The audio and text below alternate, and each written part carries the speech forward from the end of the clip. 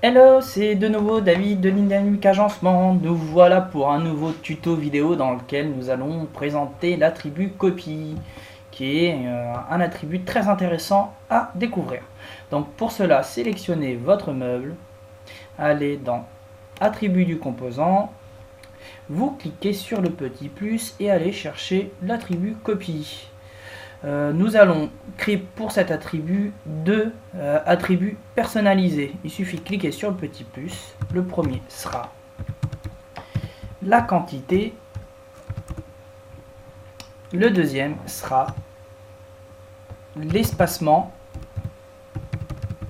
entre chaque copie. Donc, pour paramétrer quantité, il suffit de cliquer sur la petite flèche. Dans unité, nous allons mettre cette fois-ci du nombre décimal. Nous allons faire attribut modifiable comme champ de texte, et pour l'étiquette qui sera visible par l'utilisateur, ça sera également du nombre décimal. Nous rajoutons un petit accent à quantité, nous appliquons. Pour l'espacement, pareil, petite flèche, on met du centimètre, attribut modifiable comme champ de texte, en millimètres, et là on laisse espacement tel quel. Il suffit d'appliquer. Donc je vais maintenant afficher les options qui seront visibles par l'utilisateur en cliquant dans Options du composant. Je vais appliquer des valeurs, on va dire un intervalle entre chaque meuble à peu près de 20 cm. Et je veux par exemple 3 meubles. J'applique. Actuellement rien ne se produit, c'est tout à fait normal car je n'ai toujours pas créé de lien entre mes attributs personnalisés et l'attribut copie. Donc pour cela, je vais afficher à nouveau les attributs du composant.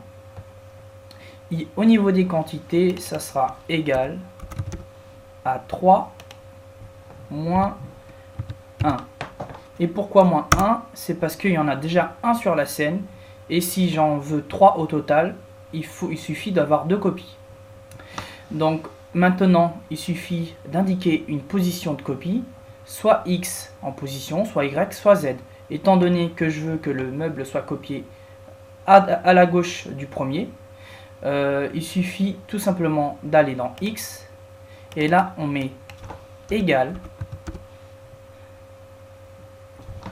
à copie multiplié, j'ouvre une parenthèse, j'indique largeur du meuble de manière à qu'il y ait déjà un déplacement de la valeur de sa propre largeur, plus un espacement.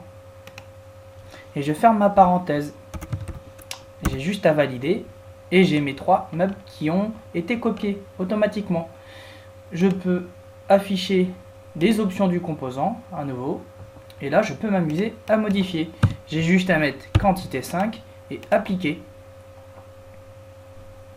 L'avantage d'avoir indiqué qu'il faut qu'il se décale d'une largeur de caisson plus un espacement, c'est que si maintenant je change la largeur du meuble, par exemple à 600, il se recalcule automatiquement. Là, j'ai vu qu'il y a un petit bug, c'est vrai, il faut réactualiser les quantités. Donc dans ce cas-là, je repasse à 1, j'applique, et je relance ma fonction copie, appliquer. Et là, vous voyez, les caissons sont bien espacés à 20 cm avec la nouvelle largeur par défaut du meuble.